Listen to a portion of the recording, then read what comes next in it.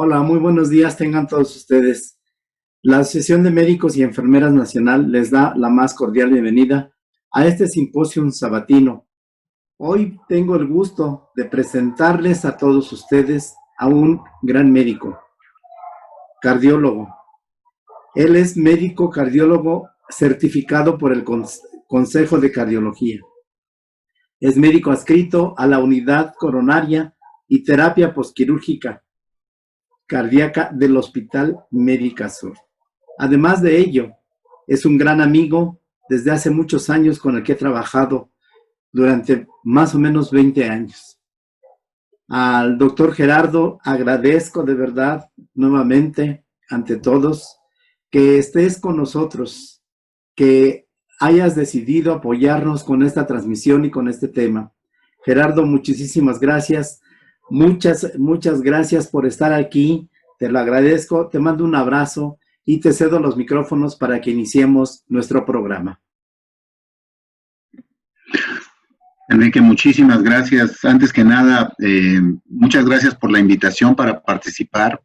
Es importante que a pesar de las circunstancias que estamos viviendo en este momento en el mundo, no solamente en nuestro país, sigamos conservando esos deseos de aprender y estar lo más preparados posible para enfrentar la enfermedad, porque bueno, desafortunadamente, estamos viendo lo que pasa en los medios masivos, donde pues de repente hasta la gente que quiere ayudar, la gente más vulnerable ahora somos los médicos, somos acusados en algún momento de alguna irregularidad, incluso algún médico por ahí seguramente lo habrán visto en las noticias, ha sido encarcelado injustamente por tratar a una persona de una enfermedad que, bueno, desafortunadamente, como vamos a ver a continuación, afortunadamente no es muy mortal, cuando veamos que no es mucho el porcentaje de pacientes que mueren, sí mucho el porcentaje de pacientes que se infectan, pero en realidad no sabemos en ningún momento si un paciente va a evolucionar muy tranquilo, asintomático incluso, o un paciente va a llegar a desarrollar toda la sintomatología y requerir incluso apoyo ventilatorio y hospitalización en un hospital que, bueno, pues el promedio que estamos viendo que los pacientes están intubados es alrededor de 21 días, ¿no? Al menos es la experiencia que yo les voy a compartir del Hospital Médica Sur. Entonces, bueno, pues vamos a comenzar. En realidad hay muchas patologías relacionadas con COVID-19. Como bien decía Enrique, podemos hablar de hipertensión, podemos hablar de obesidad, podemos hablar de adultos mayores, podemos hablar de población susceptible con mujeres embarazadas, pacientes con enfermedad renal, pacientes con EPOC, pacientes inmunosuprimidos, pacientes con enfermedad cardiovascular. Y bueno, pues en esta ocasión nos va a tocar platicar de la relación que tiene esta enfermedad con la hipertensión. Bueno, pues vamos a comenzar. Este es el hospital donde yo laboro en la Ciudad de México, es el Hospital Médica Sur, que bueno, pues también ha sufrido las consecuencias precisamente de esta pandemia. Yo originalmente trabajaba en el primer piso de este hospital, ahí está ubicada la unidad coronaria, sin embargo, pues esta área se acondicionó junto con la terapia intensiva y junto con algunas camas de recuperación de cirugía para recibir a los pacientes COVID graves. Originalmente había 15 camas, se extendió la capacidad a 20 camas y créanme que a lo largo de este tiempo pues prácticamente ha estado llena. De repente se vacían 3, 4 camas, pero ya hay en espera pacientes que están por bajar de otros pisos precisamente a intubarse y de alguna forma recibir tratamiento de cuidados intensivos.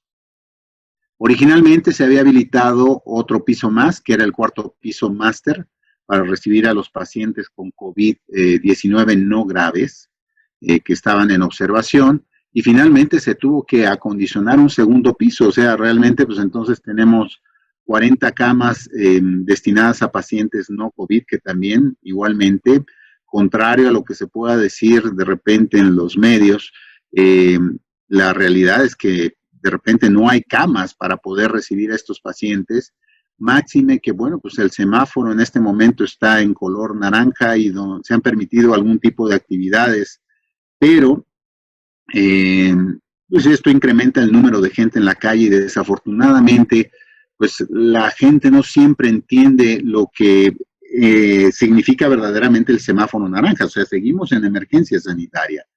y hay que seguirnos cuidando y hay que seguir buscando la sana distancia y salir con cubreboca, uso de gel, uso de lavado de manos frecuente, pues es la única forma de evitar la enfermedad, de evitar tener, digamos, situaciones conglomeradas, que bueno, pues esto favorece definitivamente el contagio de la enfermedad. Y bueno, pues eso ha hecho que precisamente instituciones como Médica Sur, y no solamente Médica Sur, sino todas las instituciones que han acondicionado los hospitales para hacerlos de alguna forma híbridos, y algunos otros del sector salud, particularmente IMSS, ISSSTE, Secretaría de Salud, funcionan prácticamente 100% como hospitales COVID, ¿no?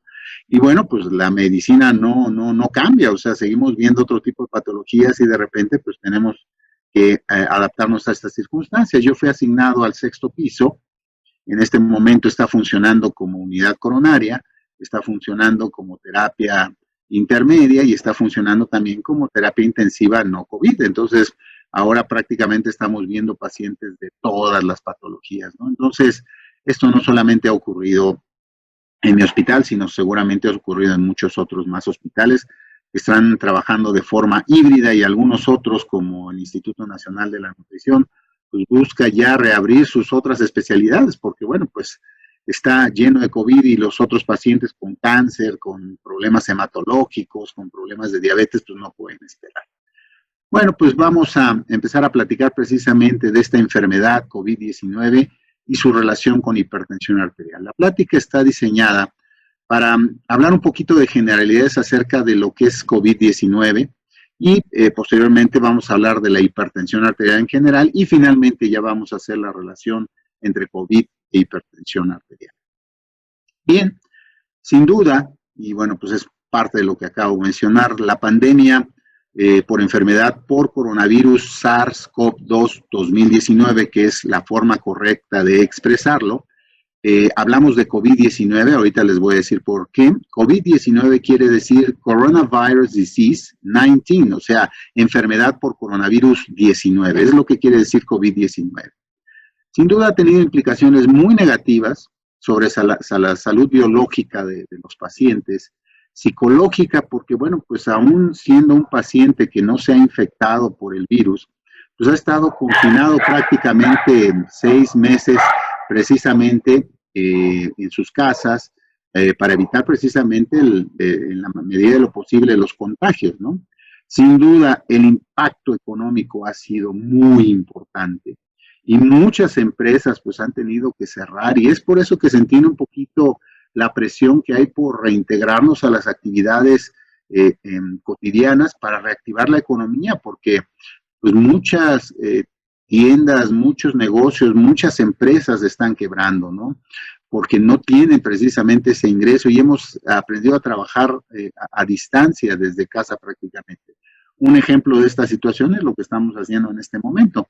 La verdad es que si me hubieran preguntado el año pasado, no nos hubiéramos imaginado que en lugar de estar reunidos cara a cara, pues estuviéramos haciéndolo en nuestras casas a través de estos medios que, bueno, pues yo creo que se van a quedar, o sea, no se ve el fin de la pandemia. La verdad es que se estimaba que en agosto ya pudiera estar bajando la curva. Ustedes están viendo las noticias día a día. El pico jamás se ha alcanzado. El número de muertes se sigue incrementando. Y bueno, pues esta es una situación que se estima que dure alrededor de 2 años. Entonces, no sé si tengamos que estar confinados durante 2 años, pero sí vamos a ver una situación ya no de una pandemia, sino de una endemia en la cual pues tendremos que aprender a vivir con el virus, porque el virus se queda, o sea, el virus no se va. Probablemente algo que cambie un poquito la epidemiología de la enfermedad es la vacuna. Sin embargo, bueno, pues de aquí a que se tenga la vacuna en las cantidades para toda la población y sea accesible a toda la población y que dé tiempo a que se generen anticuerpos, pues falta todavía mucho por ver, ¿no? Y bueno, pues aunque han acelerado, han ido a pasos acelerados la industria farmacéutica para crear las vacunas, todavía no sabemos lo que va a pasar, ¿no? Yo considero que lo que resta de este año seguiremos trabajando de alguna forma confinados, y bueno, pues de acuerdo a los semáforos hay que estar muy pendientes de las noticias para ver en qué momento vamos a poder de alguna forma salir y bajo qué condiciones, ¿no? Y sobre todo respetar esas condiciones, ¿no? El tapete sanitario, estar sanitizando prácticamente los lugares, el mismo consultorio para los médicos, después de cada paciente, pues habrá que estar sanitizando toda el área, y bueno, pues todo paciente sospechoso manejarlo con el debido cuidado para evitar el contagio. Entonces, la repercusión biológica, psicológica y económica ha sido muy importante. Los psiquiatras empiezan a tener mucho trabajo porque el confinamiento ha generado también mucha situación de ansiedad, depresión, y bueno, pues lamentablemente algunos de nosotros hemos perdido gente muy cercana a nosotros ya por esta enfermedad. Entonces, prácticamente esto nos vino a cambiar el mundo. Jamás nos imaginamos que esto iba a ocurrir.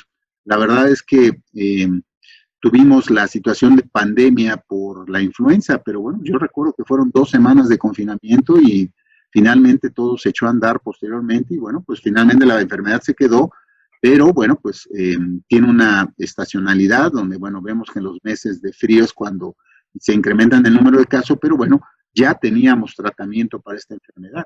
Desafortunadamente para coronavirus los esfuerzos se están haciendo de forma acelerada y aún no tenemos un tratamiento para tratar la enfermedad de forma adecuada. Tenemos alternativas, pero ninguna de ellas ha sido en este momento curativa. Bueno, pues platicando la historia como si yo les contara un cuento de terror, en este caso, pues fue precisamente aquí donde inició el reporte de los primeros casos de enfermedad por COVID-19, ¿no? Y fue el mercado de Wuhan. Un mercado en China que, bueno, se dedica principalmente a la comercialización de mariscos y de animales raros, y fue aquí precisamente donde se reportaron los primeros casos de enfermedad, de una neumonía que, entre comillas, en un principio le llamaron atípica, porque no reunía las características de una neumonía SARS común, sino era un poco diferente. Justamente el 31 de diciembre, el último día del año 19, el Ministerio de Salud de China hace la notificación a la Organización Mundial de la Salud sobre 41 pacientes con una neumonía atípica grave. Y bueno, pues estaban todos estos casos relacionados con la visita precisamente al mercado de comida de mariscos y animales exóticos en la ciudad de Wuhan, en la provincia de Hubei, en China. Es aquí donde inicia precisamente esta historia de terror. Bueno, pues estas son algunas de las primeras fotografías. Aquí les pusieron un poco de color, en realidad son blanco y negro, pero pues este es el coronavirus, ¿no? Donde vemos precisamente por qué le llaman coronavirus, por la expresión precisamente de esta proteína que da la impresión de que fuera una corona alrededor precisamente del virus, ¿no? Estas son de las primeras microfotografías que tenemos del virus SARS-CoV-2.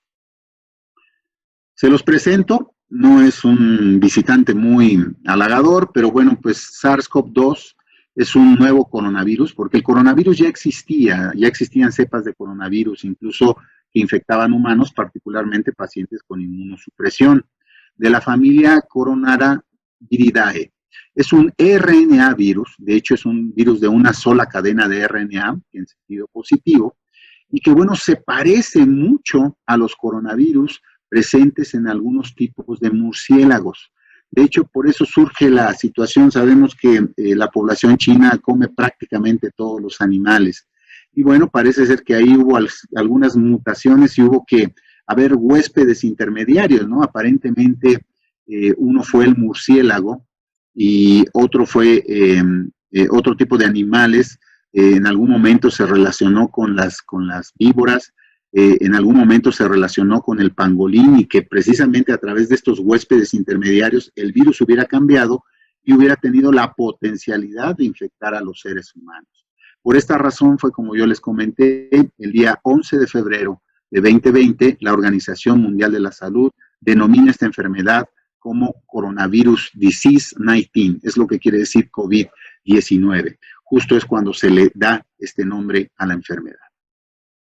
¿Cómo se transmite? No es que el virus esté presente en el aire, porque la gente piensa que puede estar, sale uno a la calle, respira el aire y ya se contagió. No, no, no, no. Esto se transmite de humano a humano. La transmisión tiene que ser de humano a humano. Y esto se hace a través del contacto de gotas, que también les han llamado gotículas, que son conocidas como gotas de Fluch, que son secreciones respiratorias de menos de 5 micras y en aerosoles. Es como se transmite precisamente el virus. De ahí la utilidad de usar cubreboca, porque finalmente, si una persona tiene cubreboca, pues las gotas, la mayor parte de ellas, se van a quedar en el cubrebocas por dentro, ¿sí? Y bueno, pues esto evitaría que se transmitiera la enfermedad. Y si la otra persona también tiene cubrebocas, pues se evita en mucho mayor medida la transmisión de la enfermedad. Es un virus que puede permanecer en superficies, por ejemplo, el plástico o metal, de 24 a 72 horas y en algunos casos hasta un poco más, mientras se mantenga el grado de humedad. Es una enfermedad con un índice de contagiosidad no alto, sino muy alto. Una persona puede contagiar de 2 a 5 personas, o sea, así de contagiosa es la enfermedad. Y tiene un periodo de incubación entre 1 y 14 días. El promedio es entre 5 y 6 días y de ahí las adecuaciones que se han hecho, por ejemplo, para la toma de pruebas de hisopado para determinar la presencia del virus. El virus en las gotículas, en las gotas de flush, ingresa por vía respiratoria, aunque también de los primeros casos que hubo reportados en China, una transmisión fue de un oftalmólogo que desafortunadamente falleció y se transmitió precisamente a través de la conjuntiva, ¿no? Y bueno, el virus se fija al epitelio respiratorio a través de unas espículas. Ahorita lo vamos a ver de forma ilustrativa. Tanto en el epitelio respiratorio como en el epitelio alveolar.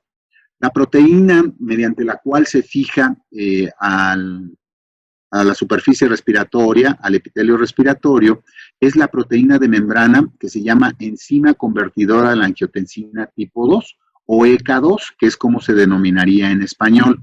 En inglés le llamamos ACE2, que es lo mismo, receptor de enzima convertidora de angiotensina tipo 2.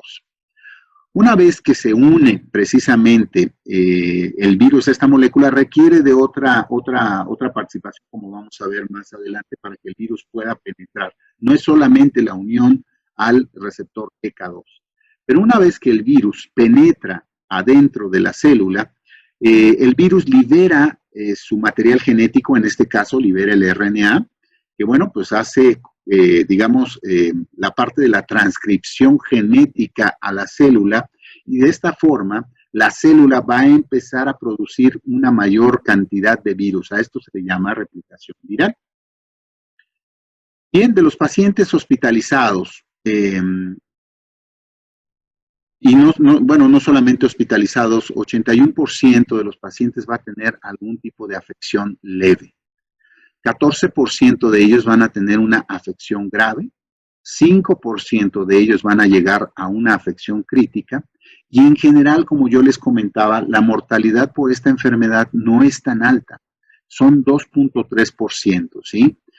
Tomando en cuenta el número de casos de pacientes infectados, incluyendo aquellos pacientes que fueron asintomáticos. Obviamente, conforme se incrementa la edad, la mortalidad de los pacientes se incrementa. Entonces, en aquellos pacientes adultos mayores de 80 años, la mortalidad se puede incrementar hasta 8%. Y bueno, pues también comorbilidades como la enfermedad o afección cardiovascular incrementan la mortalidad. Y es lógico, un paciente con mayor deterioro, más frágil, pues tendrá una mortalidad más alta y esta mortalidad en presencia de enfermedad cardiovascular puede ser hasta 10%. Ahora, los pacientes con afección crítica, este 5%, pueden tener una mortalidad hasta de 94%. Aquí es lo más grave de la enfermedad. Son aquellos pacientes que llegan a requerir intubación. Y bueno, les puedo platicar un poco la experiencia de Médica Sur, en la cual, bueno, pues nuestra mortalidad afortunadamente no es tan alta. Nuestra mortalidad está entre el 30 y el 40% aproximadamente.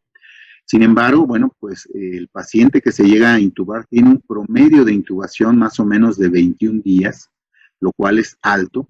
Y bueno, pues 21 días son muchos días intubados. Los pacientes que llegan a requerir más de este tiempo, pues tenemos que realizarles una traqueostomía. Son pacientes que llegan a desarrollar complicaciones renales, hemos visto. Son pacientes que después de extubados quedan con cierto grado de daño pulmonar por la fibrosis pulmonar, que por cierto no es tan grave como la que observamos en la infección por por influenza, por la neumonía por influenza, SARS-influenza. Y bueno, pues aquí lo que vemos que no es tan grave, pero finalmente deja secuelas, ¿no? Entonces, una cosa es haber sobrevivido después de estar muy grave en el hospital, mucho tiempo intubado, lo que viene después, ¿no? Entonces, son pacientes que quedan muy delicados con respecto a sus condiciones generales. Con respecto a la sintomatología, bueno, pues aquí están diferentes series, particularmente chinas, donde nos dimos cuenta que las manifestaciones clínicas más frecuentes son la fiebre, la disnea y la tos. Sin embargo, esto ha venido cambiando. Digamos, dentro de los síntomas más frecuentes para todas las series, estos son los síntomas más frecuentes, son los síntomas cardinales. Y hemos ido agregando algunos otros síntomas donde está pues la rinorrea, suele presentarse como una infección respiratoria viral, como una influenza, etcétera, etcétera. Puede haber dolor de cabeza, dolor muscular, náusea, vómito, puede haber diarrea incluso. Y en este momento, pues potencialmente prácticamente toda la sintomatología puede ser COVID, ¿no? Se agregó ahí la anosmia como signo, la desaturación. De hecho, pues mucha gente ya, así como antes adquiría un termómetro, ahora en este momento está tratando de adquirir oxímetros de pulso para estar determinando la gravedad de la enfermedad. Pero hay manifestaciones neurológicas ya descritas, hay manifestaciones cutáneas, particularmente en niños. En niños puede manifestarse incluso como una enfermedad de Kawasaki, puede haber afecciones también de tipo trombóticas. De hecho, hemos visto complicaciones de microembolismo pulmonar que desencadenan finalmente un embolismo pulmonar mucho más grave. Ya en el Hospital Médica Sur hemos tenido la experiencia de manifestaciones por trombosis de arterias coronarias con infarto agudo de miocardio, infartos pulmonares, y como se dan cuenta, bueno, pues ya las manifestaciones clínicas son bastante amplias. Sin embargo, los síntomas cardinales siguen siendo fiebre, disnea y tos. Entonces, esto sería, digamos, lo más característico de acuerdo a las diferentes series. Sin duda, ya les comentaba yo, pues este es el dato más importante, ¿no? Un paciente que pues desarrolla hipoxemia, igual con esta saturación, por ejemplo, 87%, pues a lo mejor no se da cuenta que le falta en aire porque está en reposo. Y es algo que hemos visto también, que los pacientes se adaptan de alguna forma y toleran cierto grado de hipoxemia. Entonces, pues esto complica mucho más las cosas, ¿no? Porque pues si mantuviéramos un ingreso de pacientes o consulta de pacientes de todos los que tuvieran sintomatología, sin duda ya de alguna forma está colapsando con los pacientes graves, pues colapsaría aún más el sistema de salud. Por eso es que, bueno, la gente ya está adquiriendo así como los termómetros, los oxímetros de pulso, ¿no? Y bueno, pues algo que también se ha considerado ya patognomónico, pues no es la radiografía de tórax, sino la tomografía axial computarizada de tórax, ¿no? Donde, bueno, pues vemos este patrón que ya es característico. Voy a señalar el más grave, el patrón de vidrio despulido, generalmente hacia la periferia de los pulmones, no se ve tanto conglomerado en el centro, sino es un patrón vidrio despulido con tendencia a consolidar y bueno, pues siempre hacia la periferia de los campos pulmonares. Y esta ya es también un dato característico de la infección por COVID-19. Entonces, cada vez sabemos más, ya los radiólogos se están convirtiendo en unos expertos. Me llamó mucho la atención que ya muchos pacientes, incluso sin indicación del médico, que llegan a tener manifestaciones respiratorias, van y solicitan su tomografía precisamente para hacer el diagnóstico diferencial, ¿no? Y es aquí donde el paciente ya tiene disnea, el paciente ya empieza a tener complicaciones y son los pacientes que tienen que estar hospitalizados en observación. Hay algunos casos en los cuales se han pasado con la sintomatología en casa y afortunadamente, digo, finalmente, pues dependemos aquí de nuestro sistema inmunológico porque, como les comentaba, no hay en este momento un tratamiento específico, hay muchos protocolos. Recién la Secretaría de Salud acaba de sacar los resultados en México de tocilizumab, donde pues no hay una disminución de la mortalidad y lo único que se pudo demostrar es una reducción en el número de días que permanecen los pacientes intubados, lo cual para mí es un avance en la enfermedad. Está la parte positiva del remdesivir, sin embargo, pues es un agente muy caro está alrededor de los 50,000 pesos la dosis, y bueno, pues está en estos pacientes es precisamente donde pudiera estar indicado el uso de los corticoides, de la dexametasona, pero no es sino a estos pacientes. Entonces sí hay que tener mucho cuidado porque, bueno, como vamos a ver más adelante, los medios no son nuestra forma más importante de documentarnos, porque, bueno, pues ahí está la parte del dióxido de cloro y algunos otros remedios que se han utilizado que han provocado más que nada más problemas, intoxicaciones, por no tener una documentación científica adecuada. Entonces, estamos trabajando eso, se está trabajando en el suero de paciente convaleciente también, que bueno, finalmente pues no es más que la transmisión de anticuerpos activos contra la enfermedad, pero bueno, pues los protocolos están corriendo y estamos esperando con ansia precisamente la vacuna, que es lo que va a generar. Recuerden que la vacuna son virus vivos atenuados, que de alguna forma generan una respuesta inmune en nuestro organismo y nos preparan para la enfermedad, entonces para que no suframos la enfermedad tan grave, ¿no? Entonces, eso es como va a funcionar la vacuna. Bien, hasta este momento hemos hablado de la parte de COVID-19. Ahora vamos a hablar un poco de hipertensión, ¿no? Y bueno, pues esto seguramente ustedes conocen mucho más y de acuerdo a este estudio de Mills en el año 2016, la hipertensión arterial tiene una prevalencia mundial de alrededor de 31.1%. Esto es 3 de cada 10 pobladores de este planeta arriba de 20 años sufren de hipertensión arterial. Por mucho, es la enfermedad crónico-degenerativa más frecuente en los adultos. Afecta aproximadamente 1.4 billones de personas en todo el mundo, ¿no? Y bueno, pues la prevalencia, sin duda, se ha incrementado a lo largo de los años. Aquí tenemos en el año 2000, donde la menor prevalencia se expresa en color más claro, en un rosa clarito, y la mayor prevalencia en un color más oscuro, ¿no? Particularmente México tiene una prevalencia de alrededor de 20-25%. ¿Y qué ocurrió después de 10 años? Pues que esta prevalencia se va a un poco más del 25%, ¿no? Y bueno, también es de llamar la atención que, por ejemplo, el continente africano en el año 2000 tenía una prevalencia relativamente baja, hacia las periferias era un poco más alta, pero vemos cómo después de 10 años la prevalencia de hipertensión arterial se incrementa de forma muy notable, particularmente en Sudáfrica, ¿no? Ejemplos de países que se han portado muy bien, pues vemos aquí a Canadá, que tenía una prevalencia más o menos alta y después de 10 años la prevalencia bajó. Y eso es un dato bastante bueno, porque los canadienses comienzan a cuidarse prácticamente desde que nacen, ¿no? Entonces, se instalan medidas como alimentación adecuada desde niño. Es mucho más fácil establecer una dieta desde la niñez y no hasta la edad adulta. Modificar un hábito alimentario a los 40 años, créanme que es sumamente difícil después de 40 años de haber comido lo mismo. Entonces hay que empezar desde un inicio. En Canadá se implementan la cuestión del ejercicio, la actividad física, la promoción de actividad física desde la niñez. Entonces, pues este cambio se ve bastante bien reflejado en países como Canadá. Recordemos que pues la hipertensión arterial es el enemigo silencioso, es una enfermedad que no da síntomas. 3 de cada 10 pacientes con hipertensión tienen algún síntoma que no es característico, ¿no?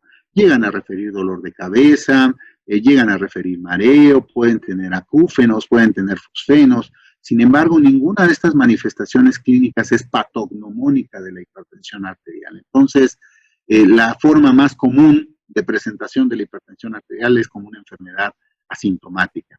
De tal forma que cuando investigamos en un lugar determinado la prevalencia de hipertensión, como es el caso de este mismo estudio del año 2016, vamos a enfocarnos particularmente a 2010, cuando yo le pregunto a un paciente, ¿usted es hipertenso?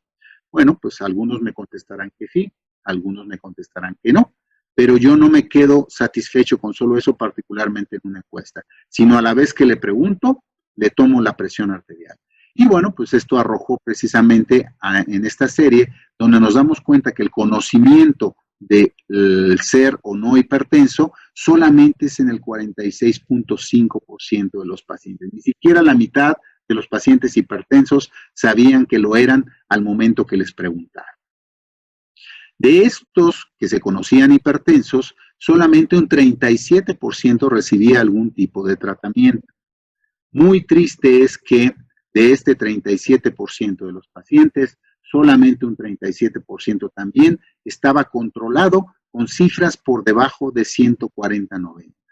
Y finalmente, cuando tomamos en cuenta los pacientes que sabían y no sabían que eran hipertensos, que recibían y no recibían tratamiento y que estaban o no controlados, tristemente solamente un 14% de los pacientes estaban controlados. De tal forma que estamos hablando de una enfermedad subdiagnosticada y subtratada, o sea, está maltratada y no está diagnosticada.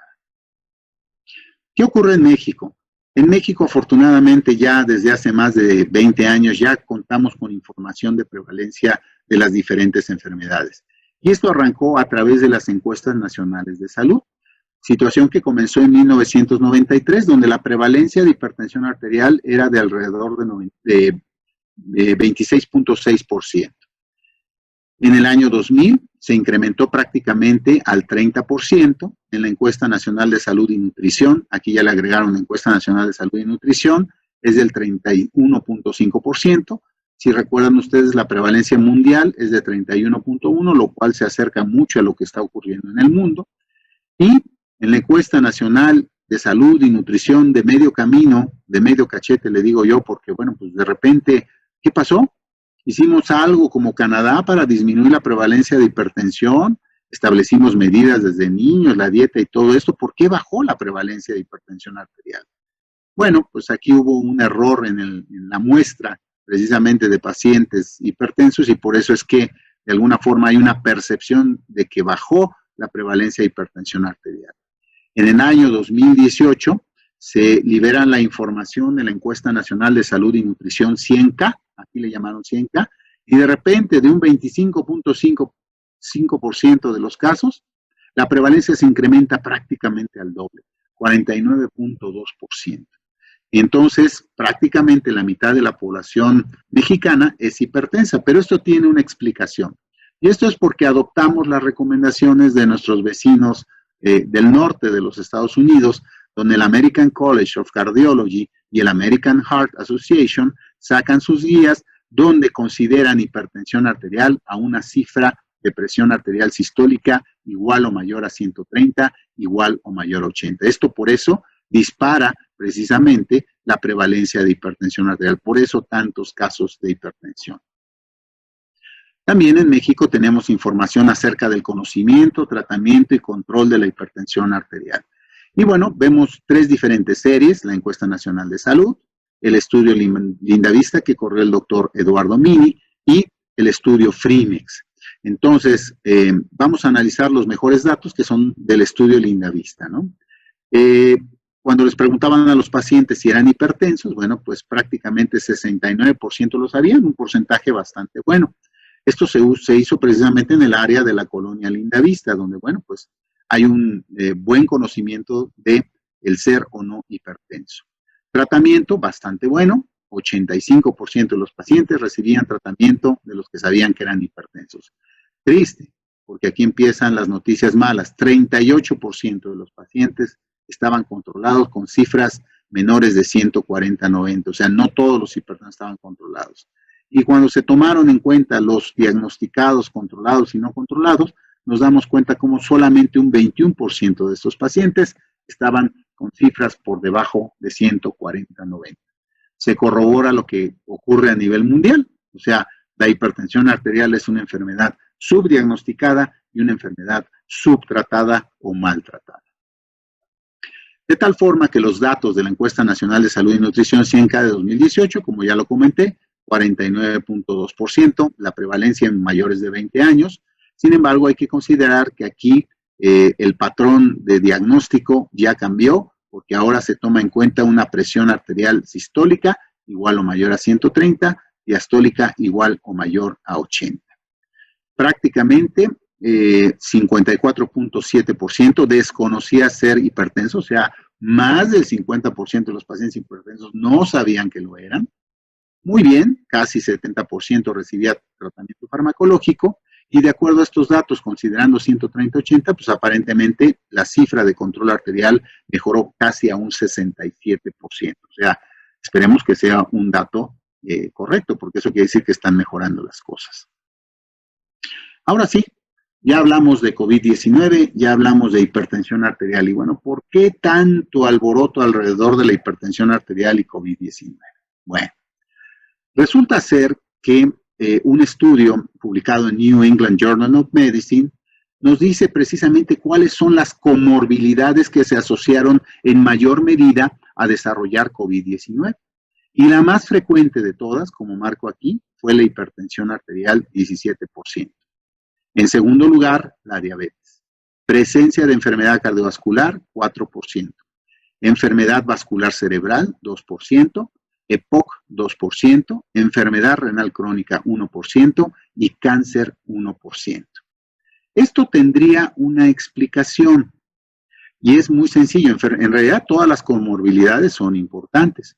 Pero aquí falta, por ejemplo, la obesidad. En esta serie no publicaron la obesidad, ni tampoco publicaron la edad del paciente, que también es una comorbilidad para tener o desarrollar COVID-19. Y esto yo me lo explicaría únicamente porque si les dije que la enfermedad crónica degenerativa más frecuente a nivel mundial y a nivel nacional es la hipertensión, pues va a haber un mayor número de pacientes hipertensos y por lo tanto la relación entre COVID-19 y hipertensión arterial va a ser mucho más frecuente. Sin embargo, es un dato que hay que considerar. La hipertensión arterial sí es una comorbilidad que predispone a desarrollar infección por COVID-19. Bien, la presencia de todas estas comorbilidades fue significativamente más común en los casos severos. Claro, no es lo mismo y sí es importante mencionar, no solamente es la hipertensión, la diabetes, la edad y todo esto, ¿no? Sin embargo, lo que tenemos que considerar importante es, por ejemplo, si esta hipertensión está bien tratada. Evidentemente tendrá mucho más riesgo un paciente hipertenso que no esté tratado que el que esté controlado con cifras adecuadas y menores de 140-90. El diabético, paciente diabético también, pues es un paciente que será potencialmente susceptible a desarrollar la enfermedad cuando la diabetes esté descontrolada. Igualmente la enfermedad cardiovascular, igualmente el paciente con EPOC, que bueno, este ya es un paciente que tiene daño crónico, que puede ser, como bien sabemos, una parte de bronquitis crónica o una parte de enfisema pulmonar, ¿no? El paciente renal, pues sí, ya es un paciente que está de alguna forma comprometido, pero paciente hipertenso y paciente diabético, no es que la misma enfermedad implique el riesgo. Si la hipertensión está controlada, si la diabetes está controlada, no tendría que ser una comorbilidad y no tendría que predisponer al paciente diferente a lo que ocurre en personas que no son hipertensas ni diabéticas, ¿no? Sin embargo, bueno, pues los casos más severos se relacionaron 33 versus 10%, ¿no? Los pacientes, evidentemente, cuanto más piedritas junto en mi bolsita, mucho más riesgo tendré y, bueno, pues los pacientes con una o más comorbilidades eran entre 61 y 45 años y tuvieron más frecuentemente disnea, 41 versus 18%. Son datos de este estudio de New England Journal of Medicine.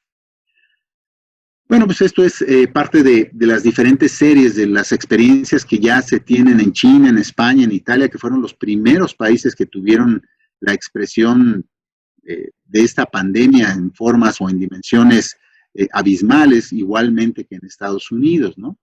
Y vemos que pues las edades promedios, sí, en China ocurrió en pacientes mucho más jóvenes, en Italia en pacientes mucho más grandes, 64 años.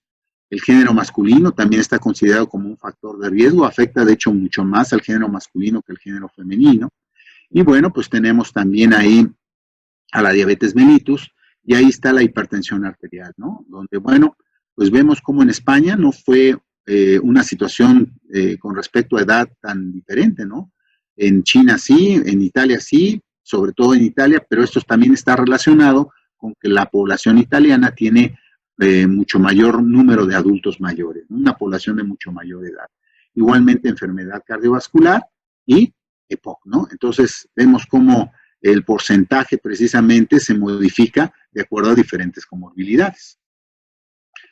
¿Qué hay con respecto a México? Y estos son los datos al 14 de mayo de 2020. La edad promedio en la cual se está presentando esta enfermedad son 46 años. También, al igual que en el mundo, afecta casi en un 60% a los hombres y en un 40% a las mujeres. Pacientes en estado crítico hospitalizados, 5%. Personal de salud infectado es algo que estamos viendo, las condiciones en las cuales los profesionales de la salud están siendo dotados o no de equipo de protección tiene que ver mucho. Médicos 47%, enfermeras 35% y otro personal de salud 18%, ¿no? Total de pacientes fallecidos, esto al 14 de mayo, no está actualizada la información, pero bueno, pues ya sabemos que esto sigue creciendo. Son 4.220, ahorita ya van más de 11.000. Edad promedio 58, género masculino 68%, hipertensos 42.5%, vuelve a ser el factor de riesgo más frecuente, aunque bueno, pues aquí el género masculino es mucho más importante. Y la enfermedad cardiovascular, bueno, diabetes 39% y la enfermedad cardiovascular 6.3%. Bueno, pues vamos a empezar a platicar y todo esto comienza precisamente por observaciones que se hicieron con respecto a la pandemia que ocurrió con respecto a la influenza, sobre el cual se relacionaba precisamente la presencia de este receptor ECA2 en el epitelio respiratorio, con respecto a que estaba mucho más expresado en algún tipo de pacientes y predisponía a la enfermedad, ¿no? Entonces, de ahí surge toda esta situación en la cual aparentemente la presencia de pacientes que estaban tomando de alguna forma un inhibidor de la ECA o un ARA2 tenían mucho mayor expresión de ECA2 dentro de su epitelio respiratorio, y aquí surge finalmente esta controversia y esta relación que hay precisamente entre COVID-19 y tratamiento antihipertensivo. De entrada, este es un análisis muy importante y es el riesgo de desarrollar neumonía, no necesariamente por COVID, una neumonía adquirida en la comunidad. Vemos cómo los inhibidores de la ECA versus otro tratamiento tienen un índice de riesgo de 0.66. El intervalo de confianza ni siquiera rebasa el 1. De hecho, está entre el 0.55 y 0.80. Al ser menor de 1, esto me habla que incluso los inhibidores de la ECA previenen el riesgo de desarrollar neumonía, lejos de incrementar el riesgo. Lo mismo ocurre con los ARA2, en el cual el intervalo de confianza igualmente aquí se excede un poquito, pero está entre 0.87 y 1.04. De tal forma que lejos de predisponer a desarrollar una neumonía, el uso de inhibidores de la ECA y de ARA2 previene del riesgo de desarrollar una neumonía adquirida en la comunidad. Cuando se toman en conjunto, igualmente, el intervalo de confianza no rebasa la unidad. Cuando el intervalo de confianza rebasa la unidad, quiere decir que hay mayor riesgo. Cuando es menor de 1, quiere decir que es un factor protector. Bueno, el sistema renina-angiotensina-aldosterona, todos los seres humanos lo tenemos. De hecho, es esencial para la vida. Es una cascada de péptidos vasoactivos que son una parte muy importante de la fisiología humana, porque regulan, además de la presión arterial, la cantidad de agua que se retiene o se elimina por el cuerpo humano a través de la aldosterona. Como ya lo comentaba, es el principal regulador de la función cardiovascular y renal, incluyendo la presión arterial. Y bueno, es importante comentar que pues, por la parte del virus de la influenza, el SARS-CoV-1 y el SARS-CoV-2 fueron responsables de las epidemias del síndrome respiratorio agudo severo, la primera en el año 2002 y en el año 2004, y SARS-CoV-2 pues ahora en el año 2020, ¿no? Desde entonces, pues ya conocemos esta relación que hay entre el sistema renina-angiotensina-aldosterona y el receptor ECA2 o ACE2, como se le conoce en inglés. Esta interrelación, y eso surgió precisamente de aquí, de 2002 y de 2004, entre el ECA2 y la infectividad, se conoce desde ese momento. Y bueno, pues de ahí precisamente la preocupación de que si los inhibidores de la ECA o los inhibidores del sistema renina-angiotensina-aldosterona, particularmente inhibidores de la ECA o ARA2, pudieran incrementar la expresión del receptor ECA2. Y bueno, pues esto desafortunadamente, bueno, pues estamos afortunado y desafortunadamente, porque antes, pues por lo menos las noticias tardaban en llegar cierto tiempo. En este momento la generación de información es inmediata. Y si algo está ocurriendo en China, en este momento yo lo puedo saber en este momento, pues a través de las redes sociales, ¿no?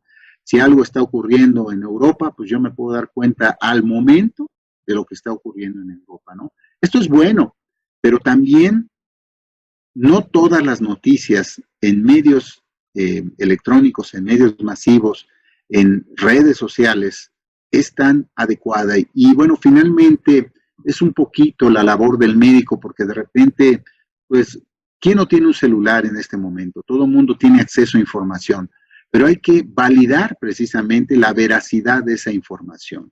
Y bueno, esto mismo que les acabo de comentar con respecto a la preocupación que existía entre la relación de medicamentos, inhibidores del sistema renina-angiotensina-aldosterona y la infección por COVID-19, pues se maneja de forma incorrecta.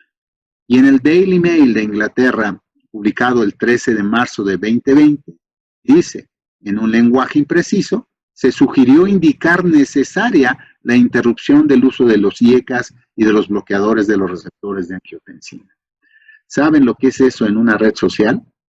Cuando uno de sus pacientes de repente está tomando un ARA2, un IONIECA, pues hay algunos que muy educadamente, doctor, acabo de leer esto en las redes sociales, dígame qué es lo que tengo que hacer. Pero pues de repente viene el médico, pues usted me está matando, ¿no? O sea, me está dando medicamento que me predispone a esa enfermedad, me va a matar. ¿O qué lo puedo cambiar? O simplemente ni siquiera consultan al médico y deciden suspender el tratamiento, ¿no? Entonces, es lo que menciona acá abajo, muchos pacientes aún sin consultar al médico suspendieron su tratamiento. ¿Y qué pasa cuando yo suspendo el tratamiento de una enfermedad crónico-degenerativa?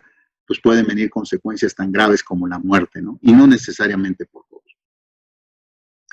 Hablando ya un poquito de esta relación del sistema renina-angiotensina-aldosterona y el SARS-CoV-2, bueno, ya les platicaba de la proteína S, la proteína espiga, Spike, por eso se le llama proteína S, ¿no?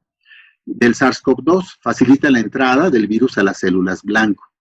Y bueno, pues para que el virus entre, no solamente es la unión del virus al receptor de la espiga SARS-CoV-2, sino también requiere de una enzima que se llama proteasa de serina celular para que el virus pueda penetrar a la célula. No solamente es el receptor ECA2, también se necesita de esta enzima como cofactor para poder entrar a la célula. Entonces, para que se dé precisamente la entrada del virus dentro de la célula, se requieren dos factores, no solamente ECA2, sino también esta enzima proteasa de serina para poder infectar al huésped. Una vez que penetra, después de contar con estos dos agentes, ECA2 y la enzima, hay una contrarregulación, o sea, se empieza en forma automática a disminuir la expresión de los receptores ECA2. Claro, el virus ya se está replicando en las células. El daño pulmonar está asociado, por lo tanto, más que a la replicación y todo esto, al incremento de los niveles de angiotensina 2. Recordemos que la angiotensina 2 es un potente vasoconstrictor. Y por otro lado, a la disminución de los ECA2. Entonces, tener más ECA2 no es deleterio, al contrario, tener más ECA2, como vamos a ver más adelante, es protector. Y ahí tienen ustedes la proteína espiga, la proteína S, se une al receptor S2. Para que pueda penetrar, se requiere la enzima de proteasa para poder penetrar el virus dentro de la célula, y es donde comienza precisamente todo el camino que ahorita vamos a analizar, el camino a través de la ECA y el camino a través de la ECA2.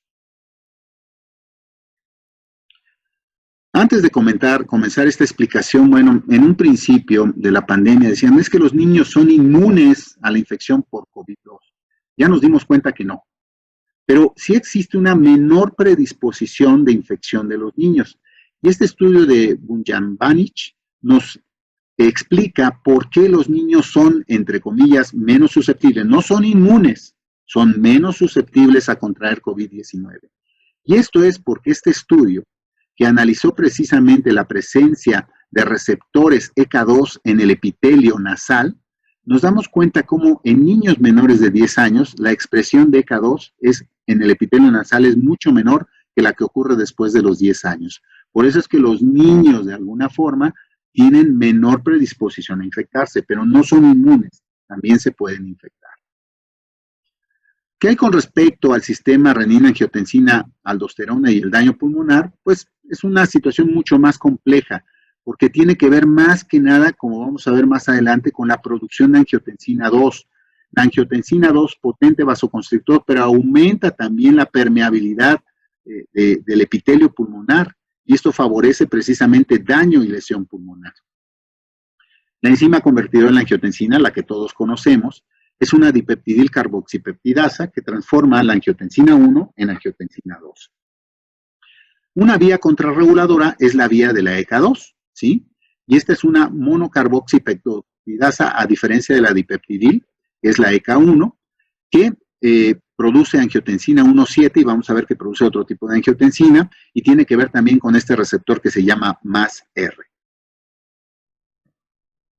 Aquí tenemos un esquema de lo que ocurre normalmente precisamente en la infección o la unión más bien de la angiotensina. Voy a explicarlo paso por paso. Entonces, recordemos que el sistema renina-angiotensina-aldosterona, bueno, pues llegamos hasta el paso en que la angiotensina 1 se transforma en angiotensina 2 a través precisamente de esta enzima convertidora en angiotensina. Esta es la vía normal.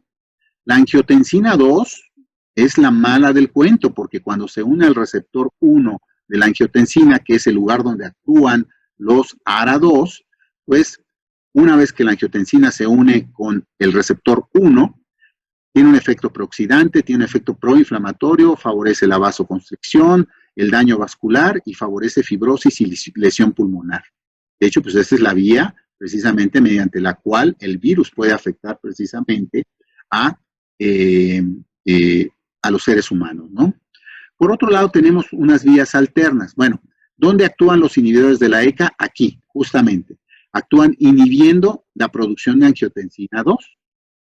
Aquí actúan los inhibidores de la ECA y aquí actúan los ARA2.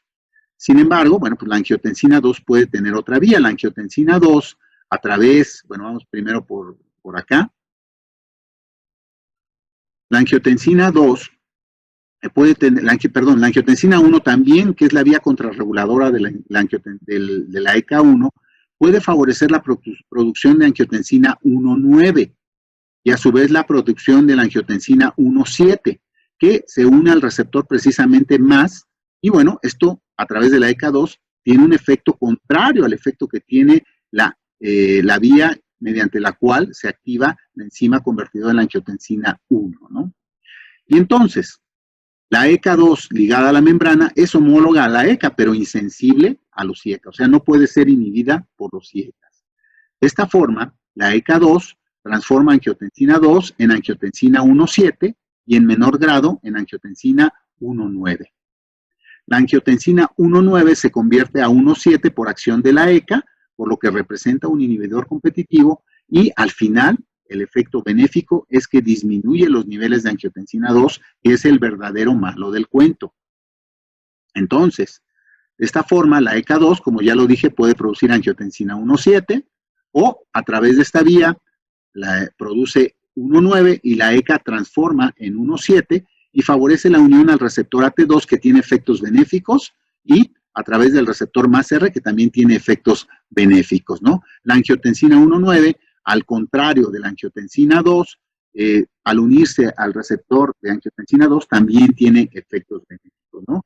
Y esto pudiera conferir protección pulmonar.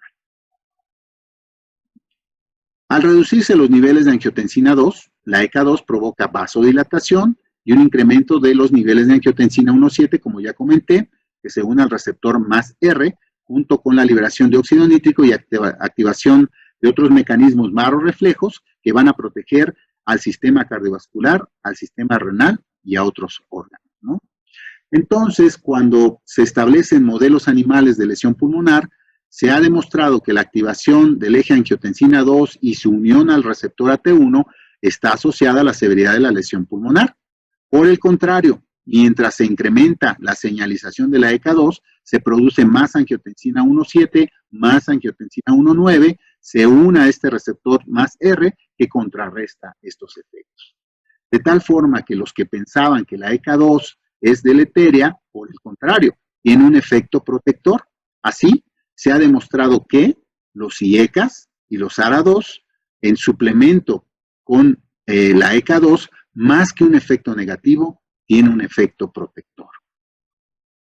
Y bien, pues ahí tenemos nuevamente el esquema, donde al final el malo del cuento no es la ECA2, sino la producción de angiotensina 2, que se puede bloquear por la producción del efecto de los IECAS, limitamos la producción de angiotensina 2, pero si no es el ECA, es el AT2 que evita la unión al receptor AT1, y la ECA2 también transforma angiotensina 1, no en angiotensina 2, sino en angiotensina 1,9, que es transformada por la ECA en angiotensina 1,7, que favorece la unión a este receptor y al receptor AT2 y tiene más bien efectos benéficos. De tal forma que, insisto, la mala del cuento es la angiotensina 2. Pero bueno, esto pues generó un sinnúmero de investigación. Imagínense esto en los medios de comunicación de que provocaban daño y todo esto. Y finalmente, como yo les comento, pues tenemos que ir a fuentes fidedignas, ¿no? Y se han publicado un sinnúmero de estudios que han hablado precisamente de ese efecto del cual ustedes ya conocen y les desglosé hace unos minutos, donde, bueno, finalmente todo esto es benéfico, incluso esta publicación en Archivos de Cardiología, donde hablan de la relación del sistema renina-angiotensina-aldosterona, que pues finalmente es una relación compleja, ¿no?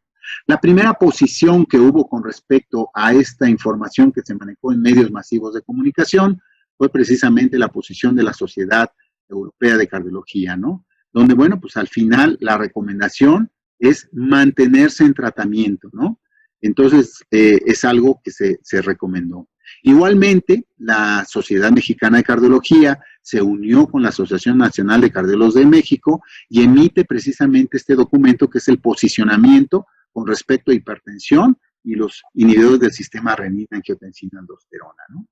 Y bueno, pues al final las conclusiones más importantes es que no existe suficiente evidencia para soportar el concepto de que el uso de un inhibidor de la ECA o un ARA2 pudieran ser dañinos por incremento de la infectividad por el virus SARS-CoV-2.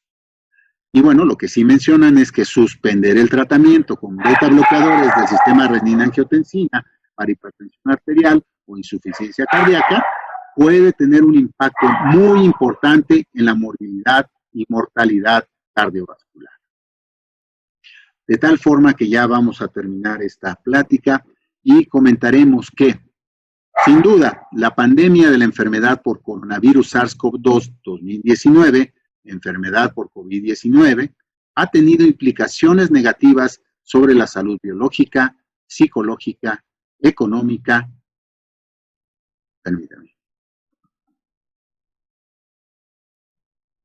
psicológica, económica y social de la población mundial.